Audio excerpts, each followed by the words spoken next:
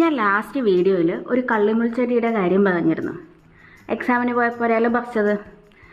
So ഞാൻ വീട്ടിൽ വന്നപ്പം രാത്രി എക്സാം കഴിഞ്ഞ് വന്നപ്പം സാധാരണ ചെടികൾക്ക് എന്താണോ ചെയ്യുന്നത് അതുപോലെ തന്നെ ഞാൻ ഒരു പാത്രത്തിൽ കുറച്ച് വെള്ളം എടുത്തിട്ട് ഞാൻ ആ ഇല അതിനകത്തോട്ട് ഇട്ട് വെച്ചു. ഞാൻ ചെയ്തത് വെച്ച് ഏറ്റവും വലിയ മണ്ടത്തരായിരുന്നത് ഈ കാറ്റസ് ലീവ്, അതായത് കള്ളിമുൾച്ചെടിയുടെ പ്രൊപ്പഗേഷൻ നമ്മൾ ചെയ്യുന്നത് എന്താണെന്ന് ചോദിച്ചു കഴിഞ്ഞാൽ, ഈ ചെടിയുടെ ഇല നമ്മൾ കട്ട് ചെയ്തെടുത്ത് കഴിഞ്ഞിട്ട് അതിന് ഈ പറഞ്ഞ പോലെ എന്തെങ്കിലും പഴുക്കുകയോ കളർ ചേഞ്ചോ അങ്ങനെ എന്തെങ്കിലും ഉണ്ടോ എന്നുള്ളത് നമ്മൾ നോക്കണം. അപ്പം അങ്ങനെ ഇല്ല എങ്കിൽ 2 ആഴ്ചത്തേക്ക് അതിങ്ങനെ ഡയറക്റ്റ് സൂര്യവെളിച്ചം എത്താത്തതും എന്നാൽ വായുസഞ്ചാരമുള്ളതുമായ ഒരു ഉണങ്ങിയ പ്രദേശത്ത് വെച്ച് അതിനെ ഒന്ന് ഒരു പർട്ടിക്കുലർ സ്റ്റേജിലേക്ക് എത്തണം. എന്ന് വെച്ചാൽ അത് ഉണങ്ങിപ്പോവില്ല, പക്ഷെ എന്നാലും അതിൻ്റെ ആ ഒരു നമ്മൾ കട്ട് ചെയ്ത ആ ഒരു ഭാഗത്ത് ഒരു ഈവൻ കളറോടുകൂടി ഒരു സംഭവത്തിലേക്ക് എത്തും.